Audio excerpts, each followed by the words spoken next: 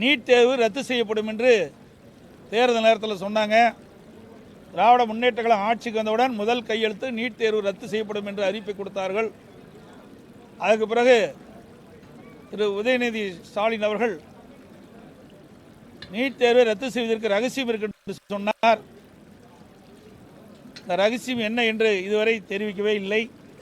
அரசு ஊழியர்களுக்கு பழைய ஓய்வு திட்டம் அறிவிக்கப்படும் என்று எதிர்பார்த்தார்கள், அதில் இடம்பெறவில்லை. அரசு ஊழியர்களுக்கு பழைய ஓய்வு திட்டம் அறிவிக்கப்படும் என்று எதிர்பார்த்தார்கள், அதில் இடம்பெறவில்லை. கிராமப்புறங்களில் 100 நாள் வேலை திட்டத்தை 150 நாளாக உயர்த்தி வழங்கப்படும் என்று அறிவித்தார்கள். அதுவும் இந்த இப்பொழுது இன்றைய தினம் பட்ஜெட்டிலே அறிவிப்பில் இடம்பெறவில்லை. அந்த 100 நாள் வேலை திட்டத்தில் பணிபுரிகின்ற ஊழியர்களுக்கு ஊதியம் உயர்த்தி வழங்கப்படும் என்று அறிவித்தார்கள். அதுவும் இந்த அறிவிப்பிலே இடம்பெறவில்லை.